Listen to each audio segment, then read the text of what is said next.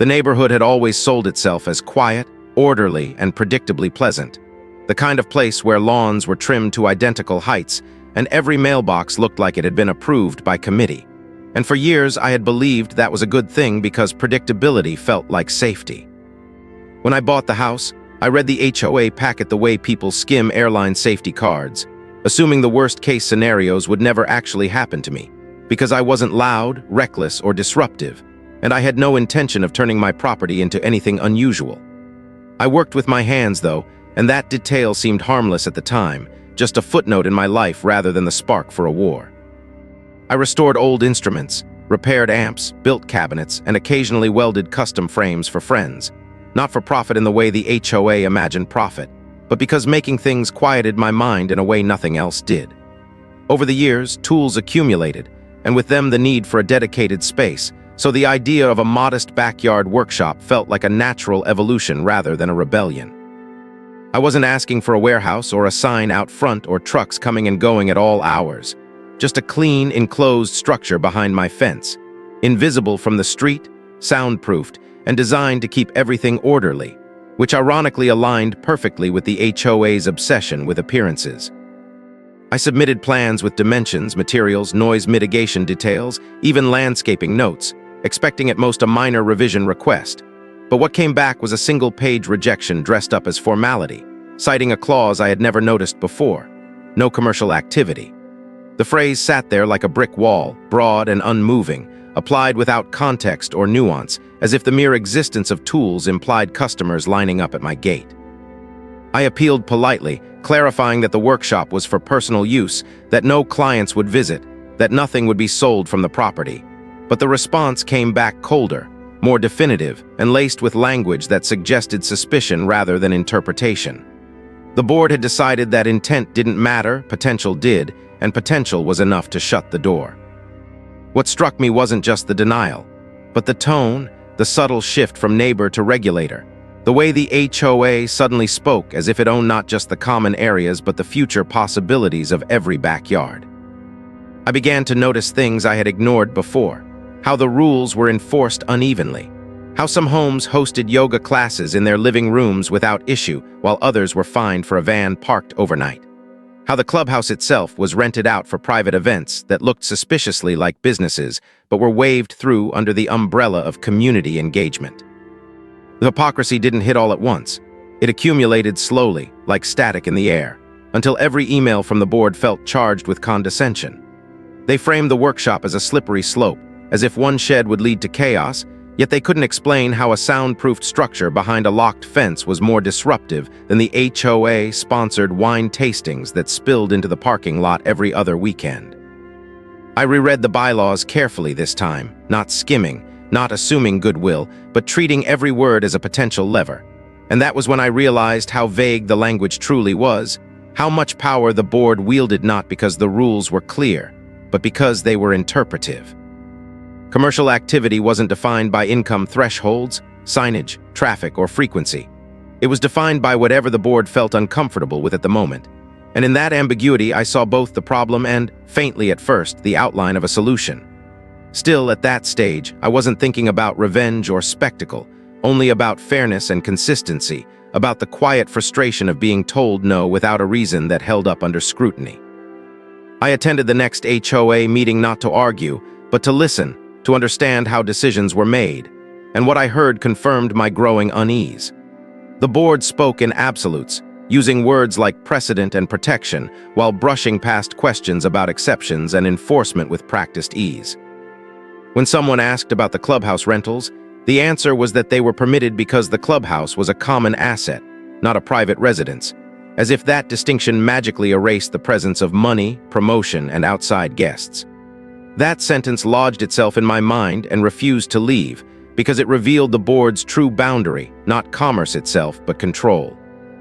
They could regulate my backyard because it was mine, but they could justify almost anything in the clubhouse because it was theirs.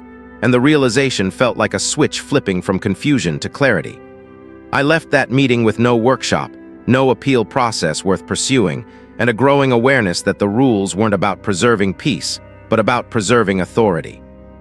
For days afterward, I tried to let it go, to accept that some battles weren't worth fighting.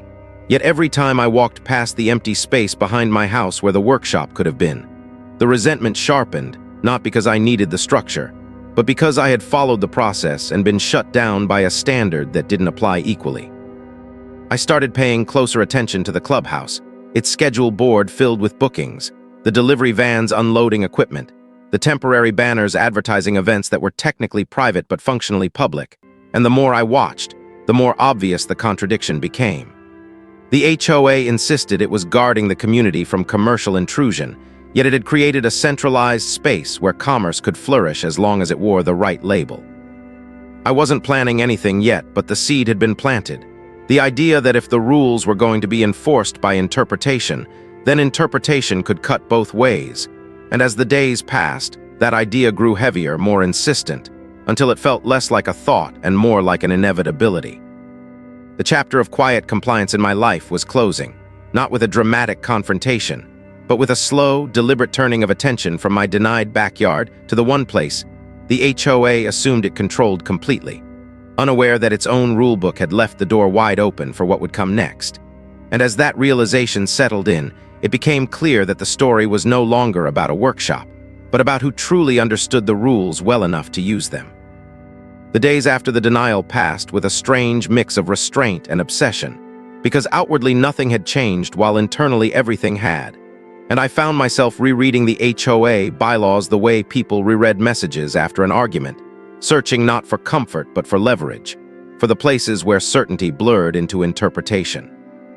The document was thick, repetitive, and written in that peculiar legal tone that pretends to be precise, while leaving just enough ambiguity to be bent by whoever holds authority. And once I started noticing that pattern, it appeared everywhere. Sections cross-referenced other sections that deferred to board discretion. Definitions relied on terms that were never fully explained, and enforcement clauses emphasized consistency while quietly allowing exceptions for community benefit. A phrase so flexible it could mean almost anything if spoken confidently enough. I began highlighting passages, not angrily but methodically, like someone assembling a puzzle, and one theme kept repeating. Private property was tightly regulated, while common property was governed by purpose rather than restriction. The clubhouse, in particular, was described as a shared amenity intended to foster community engagement, social events, and approved activities, with approval resting solely in the hands of the board or its delegates.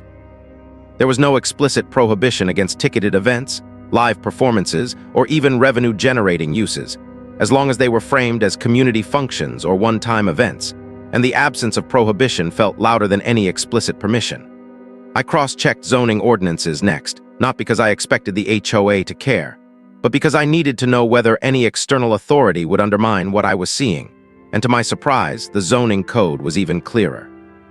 The clubhouse sat on land zoned for mixed-use community facilities, a designation that allowed assemblies, performances, and temporary events without additional permits, provided they met safety and occupancy standards the clubhouse already satisfied by design. The more I dug, the more the contrast sharpened. My backyard workshop had been rejected based on a speculative interpretation of commercial intent, while the clubhouse existed in a legal gray space that actually leaned in favor of exactly the kind of activity the HOA claimed to oppose. That realization didn't immediately spark excitement. Instead, it brought a calm, almost clinical focus, because this wasn't about anger anymore, but about understanding the system well enough to expose its inconsistencies without raising alarms too early. I started attending more meetings, sitting quietly, listening to how the board discussed enforcement, how they framed their authority, and how often they relied on residents' assumption that the rules were fixed rather than fluid. They spoke with confidence, rarely challenged, because most people either didn't have the time or the inclination to parse legal language for fun, and I realized that their power wasn't rooted in malice so much as asymmetry of effort. They counted on exhaustion, on the idea that it was easier to comply than to question, and that assumption had shaped the culture of the neighborhood for years. Meanwhile, I began documenting the clubhouse's use, not secretly, but attentively noting the frequency of events, the presence of vendors, the way outside guests flowed in and out without scrutiny, all under the banner of approved functions. Caterers arrived with branded vans, DJs unloaded equipment, decorators transformed the space overnight, and none of it triggered warnings or fines because it had been normalized as part of the clubhouse's role. I spoke casually with neighbors who had rented it, learning that the approval process was minimal, often a single email and a refundable deposit, with no meaningful oversight of what the event entailed beyond noise curfews and cleanup requirements. That ease contrasted sharply with the months of back and forth I had faced over a structure no one would see, and the imbalance felt increasingly intentional. At night, instead of sketching workshop layouts, I found myself sketching timelines, not in a conspiratorial way, but in the same practical manner I approached any project, breaking down steps, dependencies, and risks, asking not whether something should be done, but whether it could be done cleanly, legally, and undeniably within the framework the HOA itself enforced. I considered smaller gestures at first, symbolic protests that might highlight the inconsistency, but each option felt too easy to dismiss, too simple for the board to spin as misunderstanding or bad faith. What I needed, I realized, was something that operated entirely within the letter of the rules while stretching their spirit so visibly that denial would be impossible. The idea of a concert didn't arrive fully formed. It emerged gradually, almost accidentally, as I noticed how often live music already appeared at community events, albeit in sanitized forms, acoustic sets, or background performances that blended into the social noise. There was nothing in the bylaws that limited scale, nothing that defined what constituted a performance versus an activity, and nothing that prohibited amplification, staging, or ticketing, as long as the event was temporary and approved. Approval, of course, was the variable, but approval processes relied on descriptions rather than disclosures, and that gap intrigued me. I wasn't planning to deceive anyone, but I understood that framing mattered, that the same event could be perceived as harmless or threatening depending on how it was presented. I spent weeks refining my understanding, consulting zoning maps, occupancy charts, fire codes, and sound ordinances, not because I wanted to push limits recklessly, but because I wanted every potential objection to already have an answer waiting behind it. The more prepared I became, the more I sensed that the board's confidence rested on the assumption that no one would ever test these boundaries with intention. Neighbors chatted about landscaping disputes and parking warnings, unaware that the real vulnerability lay not in the small rules, but in the big ones that everyone assumed were immutable. As this awareness deepened, my frustration transformed into something steadier, almost patient, because for the first time since the denial, I felt ahead rather than reactive. I stopped emailing the board entirely, stopped arguing, stopped trying to explain myself, and that silence was deliberate because I didn't want to be seen as a problem anymore. I wanted to be invisible until the moment visibility was unavoidable. When I finally filled out the Clubhouse reservation request, I kept it simple, listing a community cultural event, one evening only, within standard hours, with full compliance on cleanup and security. And when the automated approval came back without comment, it felt less like victory and more like confirmation. The system had worked exactly as designed, indifferent to intention, responsive only to process, and as I closed my laptop that night, the weight of what I was about to do settled in fully for the first time. This wasn't just about proving a point. It was about holding up a mirror to a structure that thrived on unchallenged assumptions, and knowing that once the reflection appeared, it couldn't be unseen. The stage was set not with confrontation, but with compliance, and as the date approached quietly on the calendar, the neighborhood remained calm, unaware that the rules they trusted were about to be followed so precisely that the result would feel like rebellion, marking the end of preparation and the beginning of execution, a transition that would carry the story into its next phase. The weeks leading up to the event unfolded with an almost surreal calm, because from the outside it looked like nothing was happening at all, while beneath that surface a careful, deliberate transformation was taking shape, one that required no permits, no construction crews, and no visible defiance. Instead of pouring concrete or raising walls, I focused on logistics, on assembling the kind of infrastructure that could exist temporarily and vanish without a trace, because permanence was the one thing the HOA had trained everyone to fear. The clubhouse itself became the canvas, a neutral space I had walked through dozens of times without imagining its potential.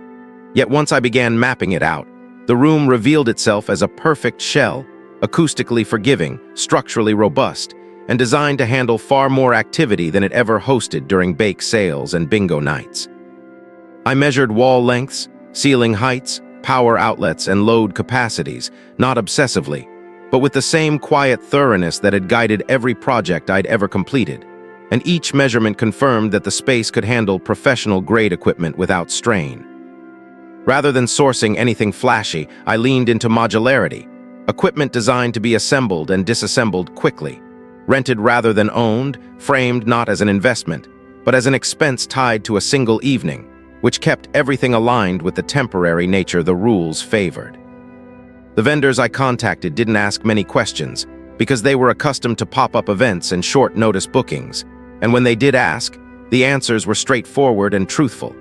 A private community event, one night only, with full compliance on noise limits and end times. Nothing about that description was inaccurate, yet it carried none of the weight of what the event would actually feel like once the doors opened.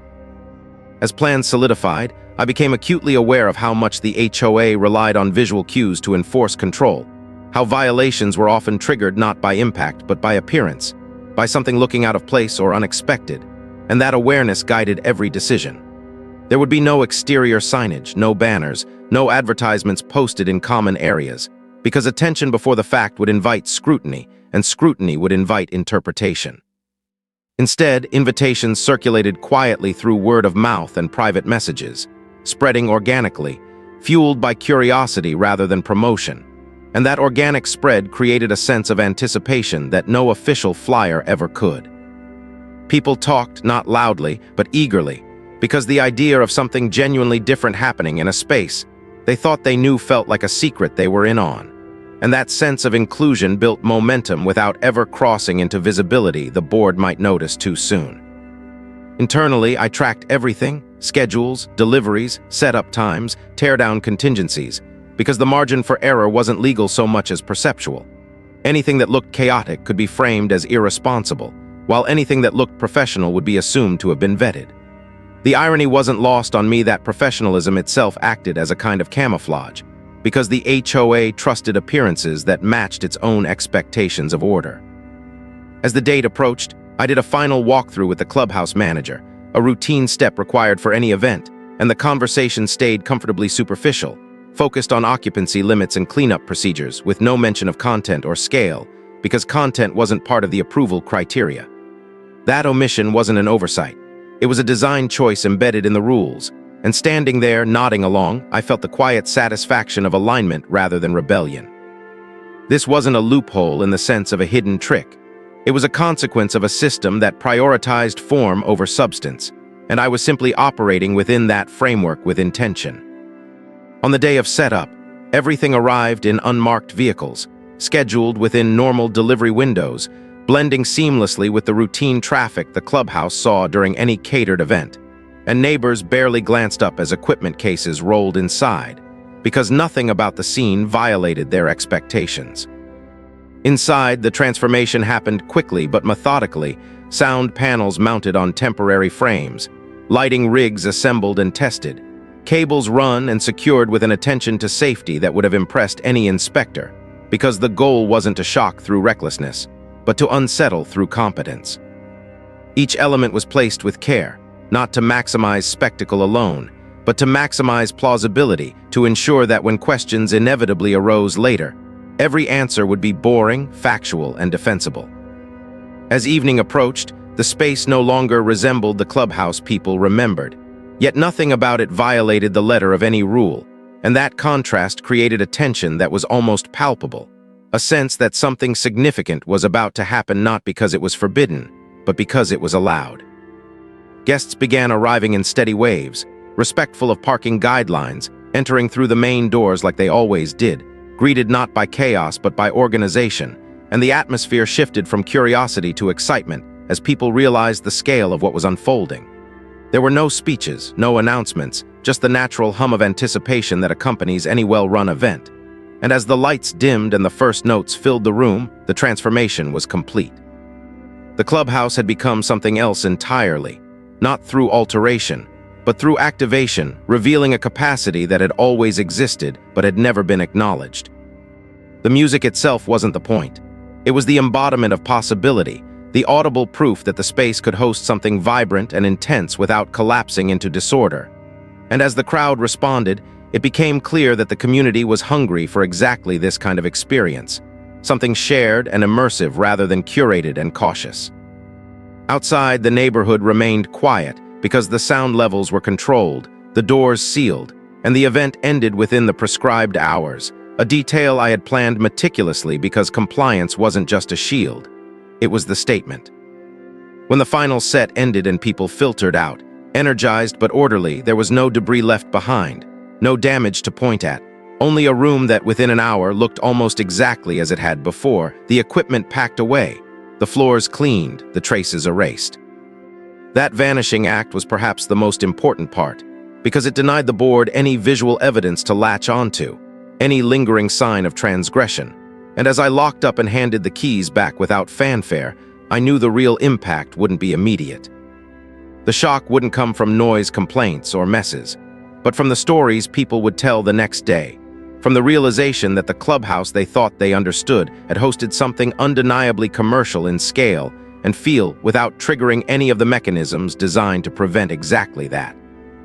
The event itself was over, but its consequences were just beginning to ripple outward, quietly at first, carried by conversations and questions rather than complaints, setting the stage for the moment when the board would finally realize what had happened and confront the uncomfortable truth that the rules they enforced so confidently had been followed to the letter, ushering the story into its next phase where reaction would replace preparation.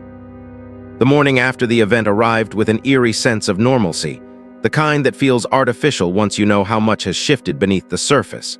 Because the neighborhood looked exactly as it always had, lawns trimmed, cars parked neatly, the clubhouse sitting quietly at the center like nothing extraordinary had happened inside its walls. That surface calm was deceptive, though, because by mid-morning the ripple effects began to surface in subtle but unmistakable ways. First in the form of glances that lingered a second longer than usual, then in half-finished sentences exchanged at mailboxes, and eventually in the steady hum of conversations that carried curiosity rather than outrage. People weren't asking whether the concert should have happened. They were asking how it had happened, how a space so tightly controlled could suddenly host something so dynamic without warning, and those questions carried an undercurrent that the board couldn't easily ignore. I didn't insert myself into those conversations, because the less I explained, the more the story grew on its own, shaped by personal experience rather than official narrative, and that organic spread was far more powerful than any defense I could mount proactively. By noon, social media posts began to appear, not promotional in tone, but reflective, photos shared with captions that framed the event as an unexpected highlight rather than a violation. And each post subtly reinforced the idea that this wasn't chaos, but competence. The HOA board, accustomed to controlling messaging through newsletters and announcements, suddenly found itself reacting rather than dictating, and that shift was evident in the hurried tone of an email sent out that afternoon, a vague reminder about community guidelines that conspicuously avoided mentioning the concert directly. The omission spoke volumes because it suggested uncertainty, a lack of clarity about whether the event had actually broken any rules, and that hesitation marked the first crack in the board's authority. Behind the scenes, I knew the conversations were more frantic, because board members weren't just dealing with resident chatter.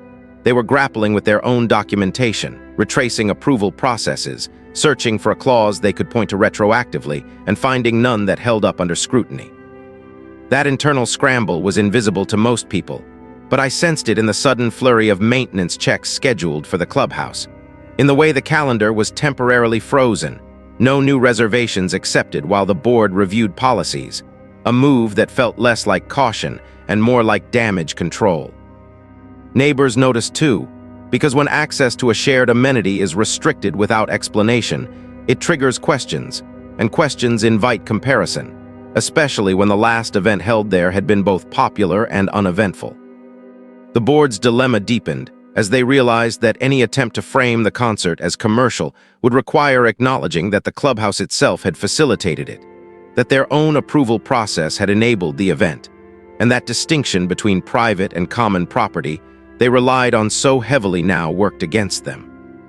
I received the first direct communication late that afternoon, a carefully worded request for clarification that avoided accusations while clearly fishing for admissions, and I responded with equal care, providing factual information without interpretation, dates, times, occupancy numbers, compliance with noise and cleanup standards, all of which reinforced the narrative that the event had been executed responsibly. I didn't mention ticketing or revenue unless asked, and when it did come up, I framed it in the same language the bylaws used for cost sharing and community fundraising, because those categories were already established precedents the board had endorsed repeatedly. That framing wasn't manipulative, it was consistent, and consistency was the board's own stated priority, which made it difficult for them to object without contradicting themselves. As the day wore on, the contrast between the board's internal tension and the community's external enthusiasm became increasingly stark, because people weren't complaining about noise or disruption. They were asking when something like that might happen again, whether different genres could be featured, whether the clubhouse could be used more creatively going forward. Those questions reframed the entire situation, shifting it from a potential violation to a missed opportunity, and that reframing put the board in an awkward position, because cracking down now would appear punitive rather than protective. The board's authority depended on being seen as stewards of community interest, and stewards don't usually suppress something residents clearly enjoyed without a compelling reason. Late in the evening, another email arrived, this one more pointed, requesting a meeting to discuss the event in detail, and while the tone remained polite, the urgency was unmistakable. I agreed without hesitation, because avoidance would only feed suspicion, and I knew that in a face-to-face setting, facts carried more weight than speculation. Preparing for that meeting felt different from preparing for the event itself, because this wasn't about logistics anymore. It was about narrative, about who would define what had happened and why. I organized my notes not as a defense, but as a timeline laying out each step in the process, each approval obtained, each standard met, because transparency was my strongest position. The irony was that by being thorough and cooperative, I made it harder for the board to paint me as adversarial, because antagonists usually hide details, while participants who believe they're in the right invite scrutiny. That inversion unsettled the board, because their usual enforcement model relied on residents either backing down or lashing out, neither of which applied here. The next morning, as I walked past the clubhouse again, I noticed new signage posted about reservation policies, hastily printed and vaguely worded, a visible sign of reaction rather than foresight, and it confirmed what I had suspected all along. The board hadn't anticipated this scenario, and now it was scrambling to contain something it didn't fully understand. The community, meanwhile, had tasted a version of itself that felt more vibrant and less constrained, and that experience couldn't simply be erased by policy tweaks or stern reminders. The board could close the calendar temporarily, issue memos, or schedule meetings, but they couldn't unring the bell of possibility that had been sounded so clearly the night before. As I prepared for the upcoming discussion, I felt a calm that surprised me, not because the outcome was guaranteed, but because the terms of the conversation had shifted fundamentally. This was no longer about whether I had broken a rule. It was about whether the rules themselves made sense in light of what had just occurred, and that shift placed the board on unfamiliar ground. The power dynamic had changed subtly but decisively, and as the date of the meeting approached, it was clear that the next chapter wouldn't be defined by what I had done, but by how the HOA chose to respond to a situation that exposed the limits of its own authority, setting the stage for a confrontation that would test not just policies, but the very assumptions the board had relied on for years. The meeting with the board unfolded in a way that perfectly reflected the tension underlying the entire situation, because on the surface it was framed as a routine discussion, yet every gesture, every pause, and every carefully chosen word carried the weight of something much larger than a single event.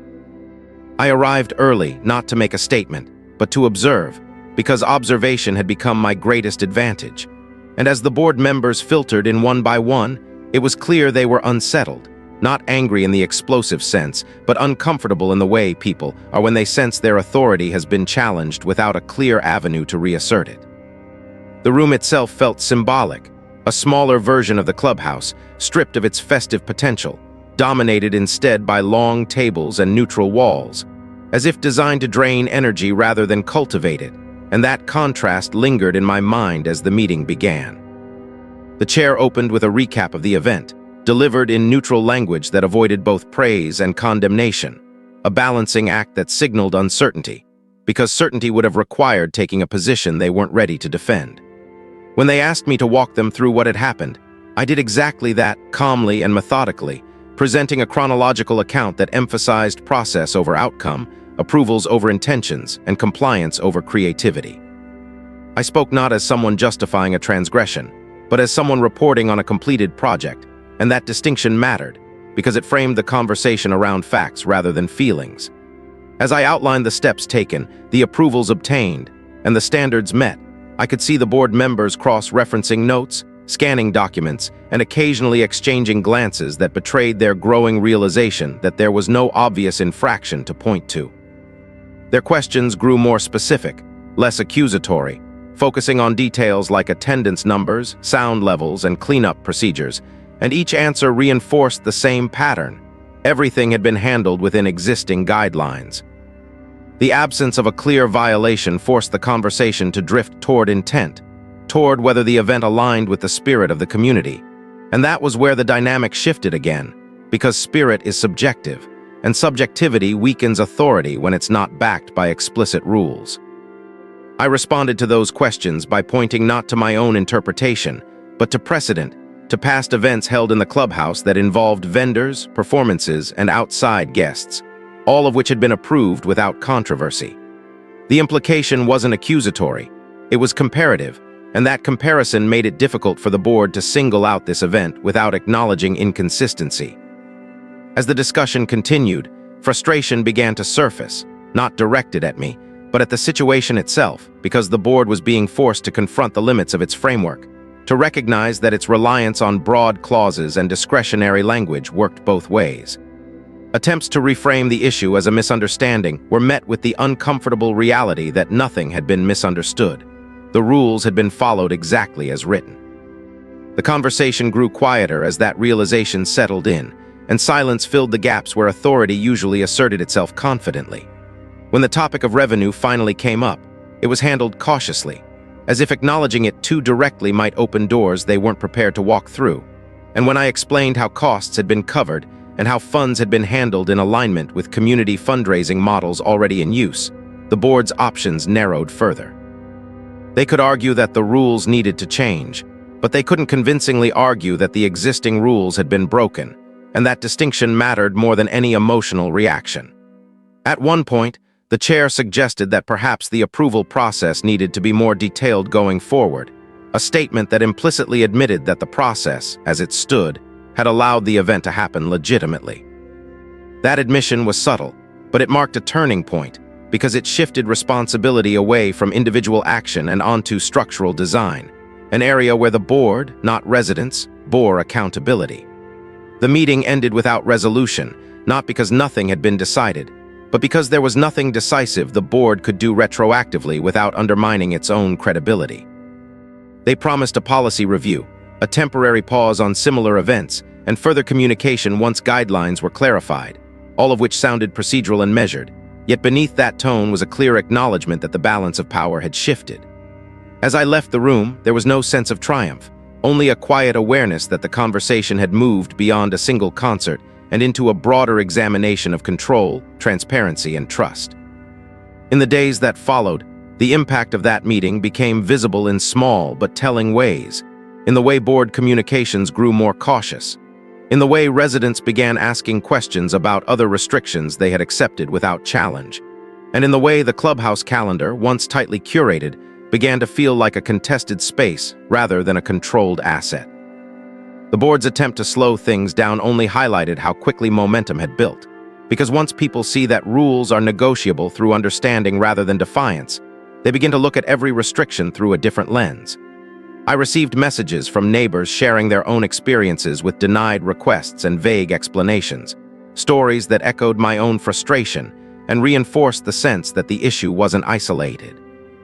The board, meanwhile, faced a dilemma of its own making: enforce stricter rules and risk backlash, or allow greater flexibility and dilute the authority it had long relied on. That dilemma hung over every interaction, creating an atmosphere of quiet tension that replaced the comfortable predictability the HOA had once promised. As weeks passed, it became clear that the concert had done more than expose a loophole. It had altered expectations, shifting the community's understanding of what was possible and who had the right to define it. The meeting that had been intended as a corrective measure had instead legitimized the conversation, turning a perceived violation into a catalyst for change. And as that realization settled in, it set the stage for the next phase of the story, one in which the board would have to decide whether to adapt or entrench, knowing that either choice would have consequences far beyond a single evening in the clubhouse. The weeks following the meeting felt like a slow-motion shift in gravity, because nothing dramatic happened all at once. Yet everything subtly began to move in directions the board hadn't intended, and the more they tried to steady themselves, the more apparent it became that their usual methods were losing effectiveness. Official communications grew longer and more carefully worded, packed with references to reviews, committees, and future policy updates, as if volume could substitute for clarity, but residents had already learned to read between the lines, and what they saw was hesitation rather than leadership.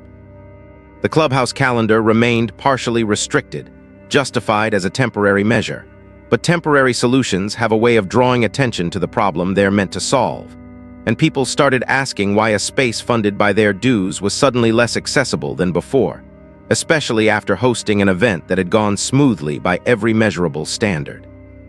Those questions didn't arrive as confrontations. They arrived as polite inquiries, the kind that are harder to dismiss because they sound reasonable, and each one chipped away at the board's ability to rely on silence and fatigue as enforcement tools. Conversations at community gatherings began drifting toward rules, not in the abstract, but in specific, practical terms, with residents comparing notes about what they'd been allowed to do, what they'd been denied, and how often the explanations changed depending on who was asking. That comparison created a new awareness, a collective sense that the rules were not fixed barriers but moving lines, and once people see lines move, they start wondering why they can't move them too. I stayed mostly in the background during this phase, not out of fear, but out of strategy, because momentum that appears self-generated is far more powerful than momentum that can be traced to a single person. And the last thing I wanted was to become a symbol the board could isolate and push back against. Instead, I watched as residents began requesting things they might not have asked for before, small deviations framed carefully within existing language, testing the boundaries with the same methodical approach I had used. And when those requests were met with hesitation rather than outright denial, it reinforced the sense that something fundamental had shifted. The board responded by scheduling additional meetings, forming subcommittees, and promising comprehensive revisions. But those actions only highlighted how reactive they had become, because authority that feels secure rarely needs to announce its intentions so loudly. Behind closed doors, the board was undoubtedly grappling with conflicting priorities, the desire to reassert control clashing with the risk of alienating a community that was suddenly more engaged than it had been in years, and that tension seeped into every public statement. They couldn't openly condemn the concert without admitting it had complied with the rules, and they couldn't celebrate it without undermining the very restrictions they had enforced so rigidly elsewhere, leaving them stuck in a narrow space where neutrality felt like indecision. Meanwhile, the memory of the event continued to grow rather than fade, not as a controversy, but as a reference point, something people casually mentioned when discussing what the community could be, a benchmark against which other gatherings now felt subdued and overly managed. That comparison didn't make the board angry. It made them uneasy, because unease is what sets in when control is no longer absolute but hasn't yet been replaced by a new equilibrium. Attempts to quietly discourage similar initiatives emerged in subtle ways, delayed responses to reservation requests, additional clarification questions that felt designed to exhaust rather than inform. Yet each tactic was more transparent than the last, because once people start paying attention, patterns become obvious. Residents began sharing advice, suggesting phrasing that had worked, warning each other about pitfalls, and that informal network of knowledge diluted the board's informational advantage, leveling a field that had long been tilted in their favor. I received occasional messages from board members framed as casual check-ins, probing without probing, trying to gauge my intentions, and I responded with the same calm consistency I had maintained throughout, expressing interest in community engagement without proposing anything new, which left them with nothing concrete to push back against. That restraint frustrated them more than open defiance would have, because it denied them a clear opponent, and in the absence of one, the focus shifted back to the structure itself. The irony was that by blocking my workshop under the guise of preventing commercial activity, the board had inadvertently sparked a broader examination of what commercial even meant in a community context, and that examination couldn't be easily contained once it had begun. Residents started noticing other contradictions: sponsorship banners at HOA-sponsored events, paid instructors using common spaces, outside vendors operating under temporary approvals, all of which blurred the line the board claimed to defend so fiercely. Each observation added weight to the growing perception that enforcement was less about principle and more about convenience, and perceptions, once formed, are notoriously difficult to reverse. The board attempted to regain footing by circulating a draft policy that proposed stricter definitions and expanded approval requirements. But the draft itself became a lightning rod, because it revealed just how much discretion the board intended to retain, and residents who had tasted the possibility of clarity reacted skeptically. Feedback poured in, measured but firm, questioning why changes were being proposed now, after years of ambiguity, and whether the goal was improvement or containment. And those questions forced the board to confront something they hadn't anticipated: participation. The community was no longer passive, and participation transforms governance from performance into accountability. As discussions stretched on, the board's internal divisions became more apparent, with some members advocating compromise and others pushing for a return to stricter control, and that lack of unity weakened their public stance further. Through it all, the clubhouse stood as a quiet symbol, unchanged physically, yet transformed in meaning, no longer just a room for scheduled functions, but a reminder that potential often lies dormant not because it's prohibited, but because no one has tested it. The shift in control wasn't dramatic enough to make headlines, but it was profound enough to alter behavior, to encourage questions where there had been acceptance, and that behavioral change was the true legacy of the concert.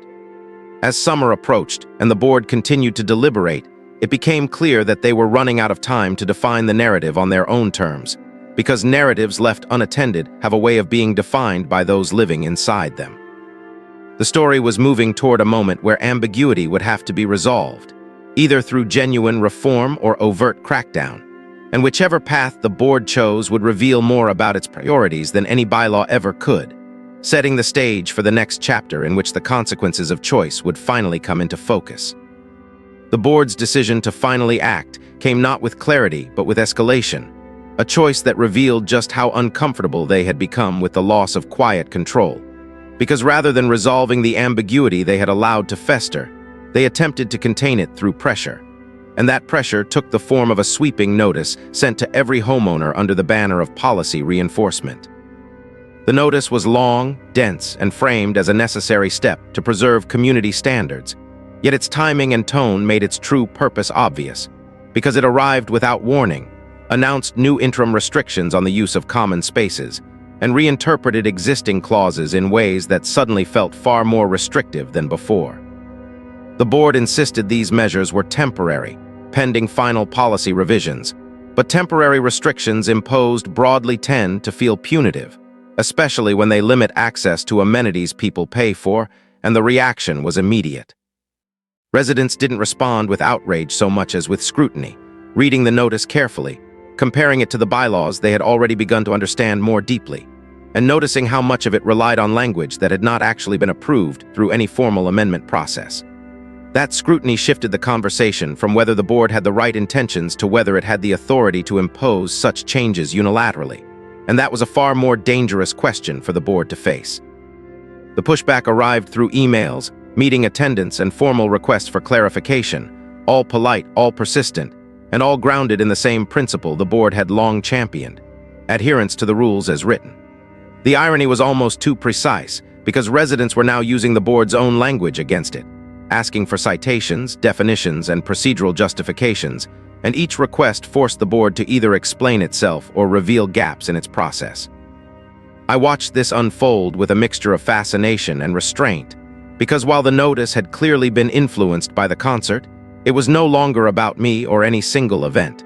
It was about governance and transparency, issues that resonate far beyond personal grievances. The board attempted to reassert control by emphasizing enforcement, issuing warnings for minor infractions that had previously gone unaddressed. Yet this sudden strictness only reinforced the perception that enforcement was reactive rather than principled. People who had never received notices before found themselves scrutinized for trivial matters, and instead of creating compliance, that scrutiny created solidarity, as neighbors compared experiences and recognized a pattern of overcorrection. The clubhouse, once the focal point of excitement and possibility, became a symbol of contention, its doors technically open but functionally restricted, and that restriction sparked resentment because it felt like collective punishment for an event that had, by all accounts, been successful and orderly. Attendance at HOA meetings surged, not with shouting or chaos, but with quiet determination, as residents realized that disengagement was no longer a neutral choice, and that presence itself was a form of influence. The board, unaccustomed to such scrutiny, struggled to manage these meetings, extending agendas, deferring decisions, and leaning heavily on legal counsel, whose cautious advice often clashed with the board's desire for quick resolution. Each delay, each deferral further eroded confidence, because it suggested that the board was improvising rather than leading. When questions arose about why the board hadn't addressed ambiguities in the bylaws earlier, the answers were vague, pointing to tradition and precedent rather than reasoned justification, and those answers fell flat in a room now full of people who had learned the value of asking follow-up questions. The board's attempt to draw a hard line around commercial activity backfired, most dramatically when residents began pointing out how many board-sanctioned activities already blurred that line, from paid fitness classes to sponsored events. And once those examples were raised publicly, it became impossible to pretend the line had ever been clear. The more the board tried to narrow definitions, the more exceptions surfaced, and each exception weakened the credibility of the entire framework. I remained largely silent during these discussions, speaking only when asked direct questions, and even then focusing on process rather than opinion, because opinion could be dismissed, while process demanded response. That approach frustrated some board members, who seemed eager to frame the issue as a personality conflict rather than a structural one, yet the presence of dozens of engaged residents made that framing untenable. The board eventually announced the formation of a task force to review the use of common spaces, a move that sounded collaborative but was met with skepticism, because task forces often serve as holding patterns rather than solutions. Still, the announcement acknowledged that unilateral action had failed, and that acknowledgement marked another shift in the balance of power. As weeks passed, the cost of the board's pushback became clearer, not in fines or lawsuits, but in trust, which eroded quietly as people began to view communications with suspicion rather than deference. The board found itself in a paradoxical position, needing to demonstrate authority while simultaneously seeking buy-in, a balance that is difficult to achieve once credibility has been questioned. The concert, which had been a single evening, now felt like a distant catalyst compared to the ongoing drama of governance, and yet its influence was unmistakable, woven into every debate about access, fairness, and control. What the board had intended as a clampdown had instead accelerated engagement, turning passive homeowners into active stakeholders, and that shift was not something any policy could easily reverse. As the task force began its work, and the board braced for continued scrutiny, it was clear that the attempt to push back had only deepened the divide, setting the stage for a decisive moment when either compromise or confrontation would define the future of the community. And with that realization hanging in the air, the story moved inexorably toward its next chapter, where the consequences of sustained pressure would finally come into full view. By the time the task force began meeting, the community had already crossed an invisible threshold, because what started as a debate over one event had evolved into a fundamental challenge to how authority operated, and that kind of shift doesn't reverse quietly or easily. The task force was presented as a neutral body, a mix of board members and residents tasked with reviewing policies around common space usage. Yet from the first meeting it was clear that neutrality itself was contested terrain, because trust, once fractured, does not automatically regenerate through structure alone. Attendance was high, not because people expected immediate solutions, but because they wanted visibility, and visibility had become the new currency of power in a system that once thrived on obscurity. Every discussion was watched closely, every draft circulated and dissected, and the level of engagement transformed what might have been a procedural exercise into something closer to a public audit. The board attempted to guide the conversation toward narrow technicalities, focusing on definitions and thresholds, but residents consistently pulled it back toward principles, asking not just what could be restricted, but why, and for whose benefit. That insistence on motive unsettled the process, because motive is harder to codify than language, and it forced the board to confront the perception that its past decisions had prioritized control over coherence. As the task force reviewed historical approvals, patterns emerged that were impossible to ignore, a patchwork of exceptions justified after the fact, approvals granted to some and denied to others under similar circumstances, all documented yet rarely questioned until now. Each example added weight to the argument that enforcement had been inconsistent, and inconsistency, once acknowledged, undermines the moral authority of any rule set. The board's representatives on the task force grew increasingly defensive, emphasizing the difficulty of governance and the need for discretion. But discretion without transparency now felt like a liability rather than a necessity, and residents pushed back by asking for clearer standards that reduced reliance on subjective judgment. Those requests weren't radical. They were framed as practical improvements, yet they threatened the board's long-standing ability to decide case by case, a power it had exercised with minimal oversight for years. As drafts of revised policies circulated, the tension intensified because each attempt to tighten language revealed how much flexibility would be lost, and that loss triggered resistance from board members who feared being boxed in by their own rules. Meetings stretched longer, debates grew more pointed, and the atmosphere shifted from cautious collaboration to open disagreement, not hostile but unmistakably firm. Outside the task force, the broader community watched closely, sharing updates, speculating on outcomes, and increasingly viewing the process as a referendum on the board itself rather than a technical review. That perception mattered because it meant that whatever emerged would be judged not only on its content, but on what it symbolized about responsiveness and accountability. The board, sensing this, attempted to regain narrative control through official updates that emphasized progress and cooperation, yet those updates rang hollow to many because they glossed over the fundamental disagreements playing out behind the scenes. The gap between messaging and reality widened, and in that gap, skepticism flourished. I remained present but restrained, contributing when asked, careful to anchor every comment in documented examples rather than opinion, because documentation had become the common language everyone accepted. Still, my role, whether I liked it or not, had become emblematic, not because I sought that position, but because the catalyst of the concert remained a reference point no one could fully escape. The board's attempts to treat the issue as abstract policy reform were continually pulled back to concrete consequences, to the fact that a single, well-executed event had exposed systemic weaknesses that could no longer be patched over. As weeks turned into months, fatigue began to set in, not among residents, but among board members who were unaccustomed to sustained scrutiny and the slow grind of consensus building. That fatigue manifested in subtle ways, missed details, contradictory statements, and occasional flashes of frustration that only reinforced the perception of instability. Some board members began floating the idea of postponing major changes, arguing that the community needed time to cool down, but that suggestion was met with resistance, because delay now felt like avoidance, and avoidance had become unacceptable.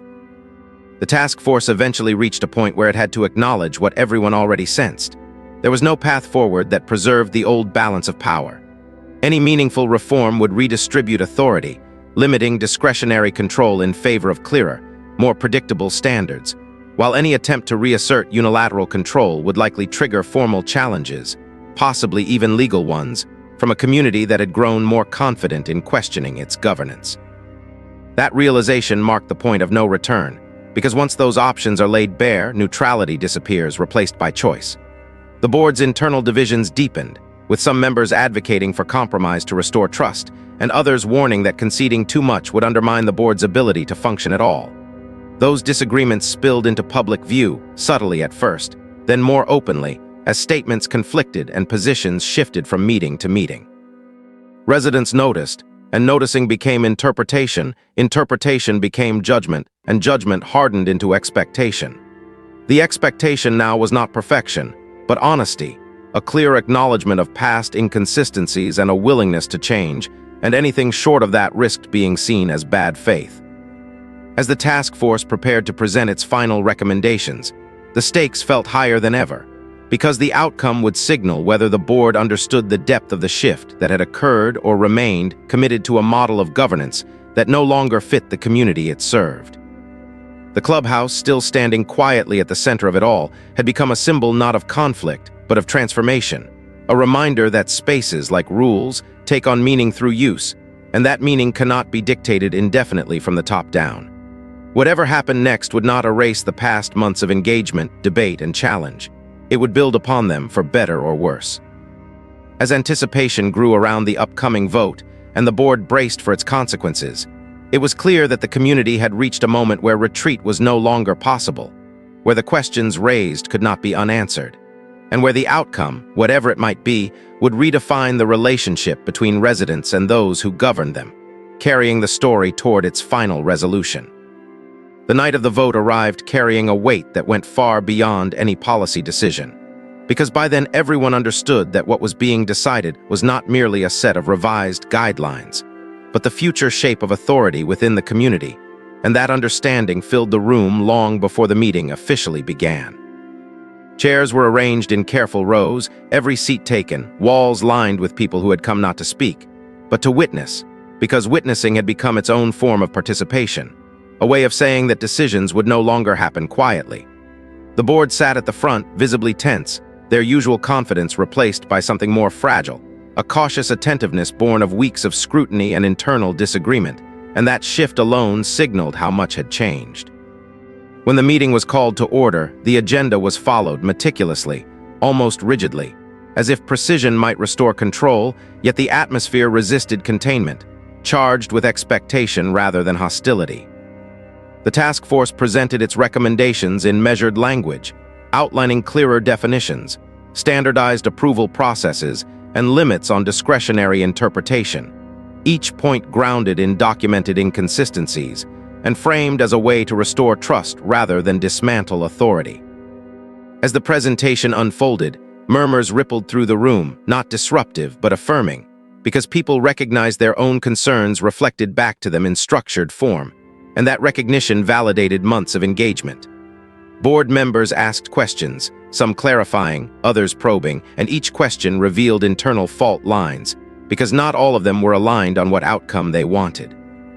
Some emphasized the need for flexibility, warning that rigid rules could create new problems, while others acknowledged that flexibility without transparency had already created too many.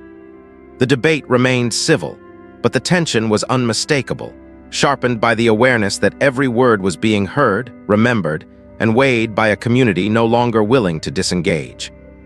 When public comment opened, it did not erupt into chaos as some had feared. Instead, it unfolded with surprising restraint, residents speaking in calm, deliberate tones, sharing experiences that echoed one another, reinforcing patterns rather than introducing new grievances. The repetition itself was powerful because it demonstrated that the issue was systemic, not personal, and that the demand for change was rooted in lived reality rather than abstract principle. I spoke only briefly when my turn came, not to revisit the concert, but to emphasize process, to underscore how clarity benefits both residents and boards by reducing conflict rather than inviting it. And that framing resonated because it aligned with the task force's recommendations rather than competing with them. As the comment period closed, the room grew quieter, anticipation tightening as the board prepared to vote. And in that silence, the full significance of the moment became palpable. This was not a symbolic gesture or a preliminary step. It was a binding decision that would either confirm the shift that had already occurred or attempt to reverse it through formal resistance. One by one, board members stated their positions, some reluctantly, others with cautious conviction, and as the votes were tallied, the outcome became clear. The recommendations would pass, not unanimously, but decisively enough to carry legitimacy. The room did not erupt in applause, because the mood was not celebratory so much as resolute, a collective acknowledgement that something fundamental had changed, and that change, while necessary, carried responsibility. The board chair announced the result with a measured tone, emphasizing implementation timelines and future reviews, yet beneath that procedural language was an implicit admission that the old model had failed to account for the community's evolving expectations. In the moments that followed, conversations sparked quietly, people exchanging looks, nods, and subdued comments, not triumphantly but thoughtfully, because victory in governance rarely feels like conquest. It feels like obligation. The board remained seated for a time after the meeting officially adjourned, conferring among themselves, their posture subdued, aware that their role had not been diminished so much as redefined, and that redefinition would require adjustment rather than resistance if they hoped to regain trust. As people filtered out into the night, the atmosphere outside felt lighter, not because every problem had been solved, but because the process itself had been reclaimed, and reclaiming process restores a sense of agency that no single policy ever could.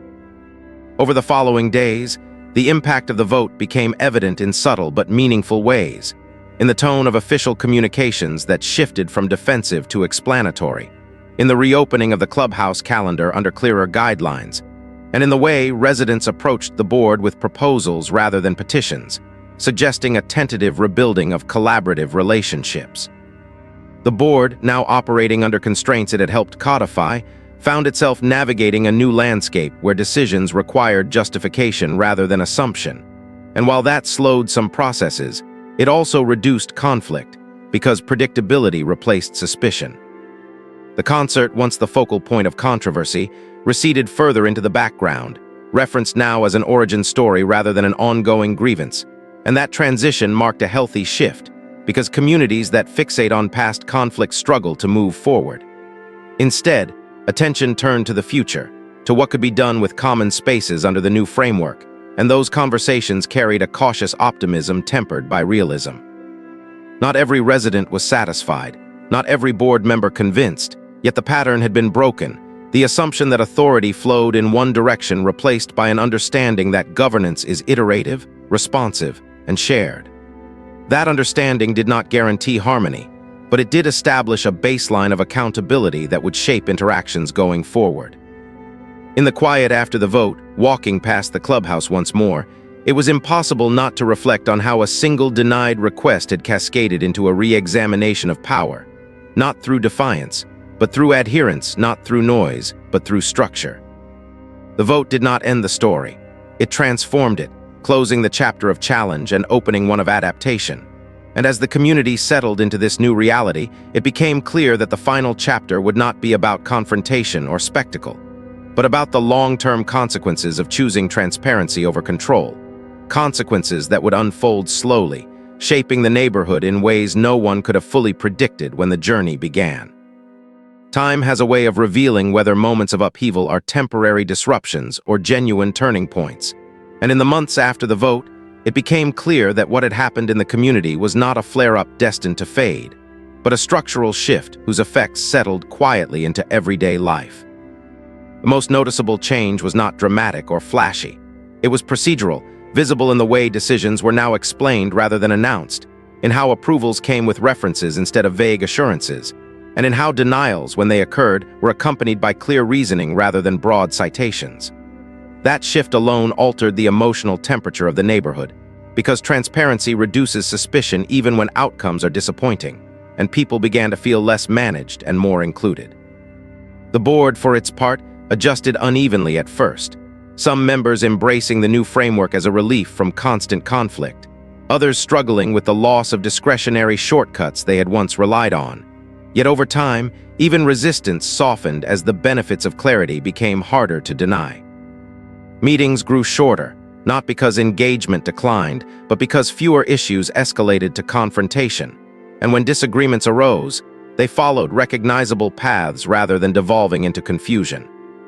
The clubhouse returned to its role as a shared space, but its meaning had subtly expanded, no longer just a venue for safe, predictable gatherings, but a place where creativity felt permissible rather than risky, and that permission changed how people imagined what community life could include. Events became more varied, some ambitious, others modest, all operating within guidelines that were now understood rather than feared, and that understanding fostered a sense of ownership that rules alone could never produce. The concert itself became a story people told new neighbors, not as an act of rebellion, but as an example of what happens when systems are tested thoughtfully instead of challenged destructively, and that framing mattered because it shaped how future disagreements were approached. Instead of assuming opposition, residents began assuming dialogue, and while that didn't eliminate conflict, it reframed it as a shared problem rather than a personal battle. My own role in the community changed as well, though not in the way I might have expected at the beginning, because rather than becoming a focal point of ongoing disputes, I gradually faded back into normalcy, my name no longer invoked as a shorthand for controversy, but occasionally referenced in discussions about process and precedent. That return to anonymity felt appropriate, because the goal had never been attention, only consistency, and consistency thrives best when it doesn't depend on individual actors. The workshop that had sparked everything remained unbuilt, not because the denial still stung, but because the urgency had passed, replaced by the knowledge that if I chose to pursue it again, the conversation would be different, grounded in clear criteria rather than suspicion, and that knowledge itself felt like resolution. The board eventually revised its stance on similar projects, allowing them under defined conditions, and while that change arrived quietly, without announcement or ceremony, it represented the kind of incremental progress that sustains itself over time. New residents arrived unaware of the earlier tensions, stepping into a community whose rules felt firm but fair, and that fairness was perhaps the most enduring outcome, because it shaped expectations before conflict ever arose. Looking back, it became obvious that the real issue had never been commercial activity or noise or even the clubhouse itself. It had been the imbalance between authority and accountability, a gap that had widened slowly over years until one well-lit evening exposed it fully. The board learned that control without clarity breeds resistance, while residents learned that engagement, when sustained and informed, carries more power than frustration expressed in isolation. Neither side emerged unchanged, yet neither side lost entirely, because the transformation was not a zero-sum exchange, but a recalibration, one that aligned governance more closely with the community it was meant to serve.